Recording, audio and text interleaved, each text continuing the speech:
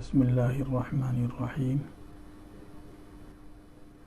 ليس البر أن تولوا وجوهكم قبل المشرق والمغرب ولكن البر من آمن بالله واليوم الآخر والملائكة والكتاب والنبيين. صدق اللہ العظیم. آج کی جو تراویح ہے وہ سیقول کے ربع سے تلک الرسول یعنی تیسرے پارے کے نصف تک ہیں. یہاں جس آیت سے آغاز ہو رہا ہے اس کا تعلق بھی کل والے ایک مضمون سے ہیں. رسول اکرم صلی اللہ علیہ وسلم کی دلی خواہش کو دیکھتے ہوئے اللہ رب العزت نے جب تحویل قبلہ کا حکم دیا کہ اب بیت المقدس کے بجائے خانہ کعبہ کی طرف رخ کر کے آپ کو نماز پڑھنی ہے، تو معاندین اور کچھ یہودیوں نے اس پہ شور مچایا اور کئی طرح کے کوسچن کیے. ان کے جوابات دیے گئے. اس آیت میں یہ تنبیہ کی جا رہی ہے کہ تم نے اس کو اس طرح بحث کا موضوع بنا لیا ہے کہ ایسا لگتا ہے کہ جیسے دین کا، نیکی اور بھلائی کا کام صرف مشرق یا مغرب کی طرف رخ کرنے میں ہی ہے. اصل یہ چیز نہیں ہے، اور نیکی اور اچھائی اسی میں منحصر نہیں ہے. اللہ رب العزت نے فرمائش کی بلکہ نیکی کی مختلف شکلیں ہیں. اس کے بعد اس آیت میں اس کی کئی شکلوں کو ذکر کیا گیا ہے، اور اس اعتبار سے یہ آیت انتہائی جامع آیات میں سے ہے، کیونکہ اس آیت کریمہ میں اعتقاد کا بھی تذکرہ ہے، یعنی جس کا تعلق عقیدے سے ہے، اور ایسے ہی معاملات کا بھی تذکرہ ہے، اخلاق کا بھی ذکر ہے، اور حسن معاشرت کی بھی تعلیم دی گئی ہے. تو آگے سورہ بقرہ تک جو مضامین بیان کیے جائیں گے ان سب کا خلاصہ گویا اس آیت میں موجود ہے. چنانچہ اللہ رب العزت نے فرمایا کہ نیکی صرف کسی خاص سمت کی طرف رخ کرنے میں ہی نہیں ہے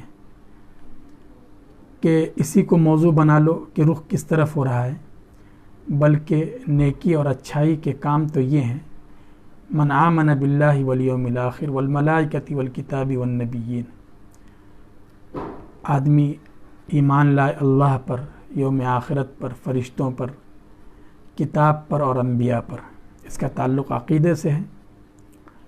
وآت المال علی حبہ ذوی القربى، اور اس کے ساتھ ساتھ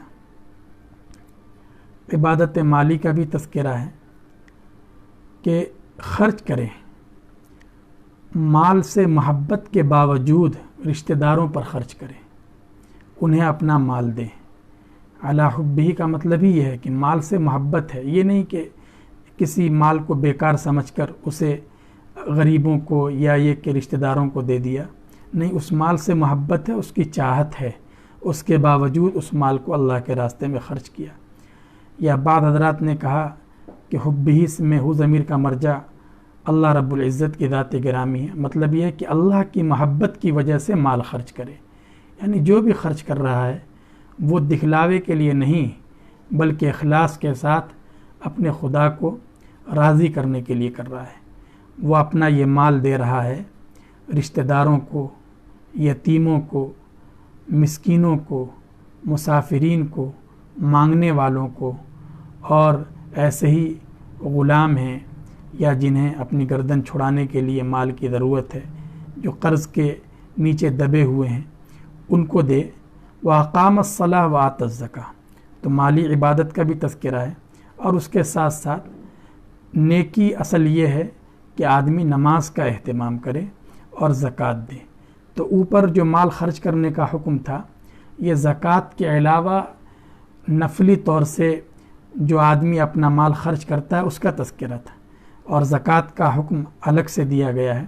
اور اس لیے بھی کہ عام طور سے چونکہ لوگ زکوٰۃ تو ادا کر دیتے ہیں، یہ سمجھتے ہیں کہ یہ کمپلسری ہے، یہ فرض ہے، لیکن الگ سے ان کا بھی ذکر کیا گیا۔ نہیں، زکوٰۃ تو اپنے وقت پر ادا کرنی ہی ہے، لیکن اس کے علاوہ وقتاً فوقتاً اپنے رشتہ داروں کی بھی خبر۔ یہ یہود اور یہ مشرکین یہ صرف قبلہ کے مسئلے میں الجھے ہوئے ہیں کہ ادھر رخ کرنا چاہیے یا ادھر رخ کرنا چاہیے۔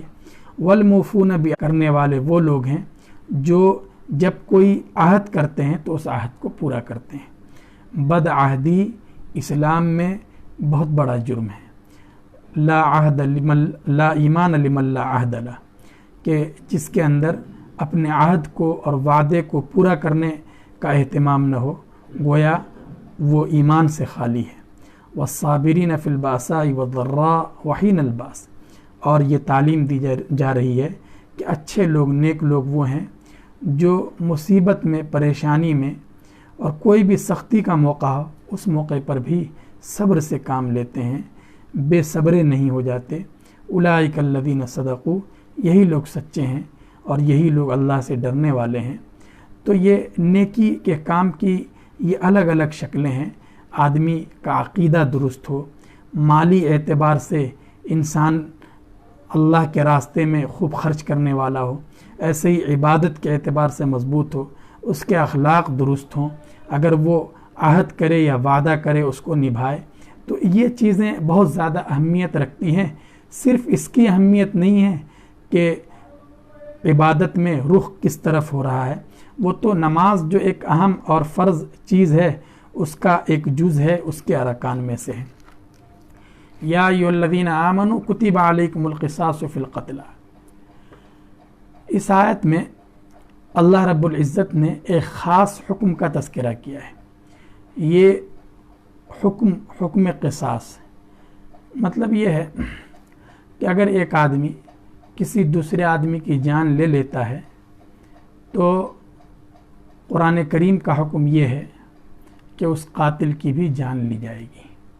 الحر بالحر والعبد بالعبد والانثى بالانثى، آزاد کی جان لی جائے گی آزاد کے بدلے، غلام کی غلام کے بدلے، اور عورت کی عورت کے بدلے۔ یعنی یہ نہیں ہو سکتا کہ مثلا کسی کے آقا نے کوئی جرم کیا، کسی کا قتل کر دیا، اور وہ اپنی جان چھڑانے کے لیے اپنے کسی غلام کو پیش کر دے کہ اس کی جان لے لی جائے، یا یہ کہ اگر مرد نے یہ جرم کیا ہے اور وہ کسی عورت کو پیش کر دے کہ میری طرف سے اسی کو قتل کر دیا جائے، ایسا نہیں ہو سکتا۔ شریعت میں یہ اعتدال بھی ہے اور انصاف کے پہلو کا بہت زیادہ خیال رکھا جاتا ہے۔ اس لیے کہا جو مجرم ہے، جو قاتل ہے، اسی سے انتقام لیا جائے گا۔ فمن عفی لہ من اخیہ شیء، البتہ اگر اس میں ایسا ہو جائے کہ جس کو قتل کیا گیا ہے اس کے ورثہ اور اس کے اولیاء اگر کچھ لے دے کر راضی ہو جائیں اور وہ قتل کو معاف کرنا چاہیں تو معاف کر سکتے ہیں، اور جو آپس میں معاملہ طے ہو، جو خون بہا طے ہو، جو دیت طے ہوتی ہے، اس کے مطابق ہی اس پر عمل کیا جائے گا اور دیت دے دی جائے گی۔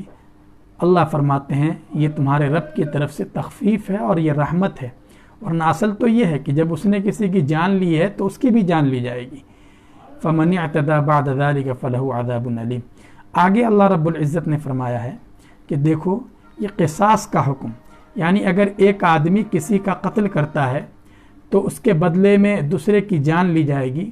یہ حکم بظاہر بہت سخت معلوم ہوتا ہے، لیکن قرآن کریم نے سمجھایا ہے، اللہ رب العزت سمجھا رہے ہیں کہ تم قصاص کو اور قتل کے بدلے قتل کو تم ایک مشکل حکم سمجھ رہے ہو، نہیں، تمہارے لیے لوگوں، عقل مندوں، اگر تمہارے اندر عقل ہے سوچو، غور کرو، اس حکم میں تمہارے لیے زندگی ہے کہ اس کی وجہ سے اگر ایک آدمی کی جان لی جائے گی کسی کے قتل کی وجہ سے تو اس سے دوسرے بہت سے لوگوں کی جان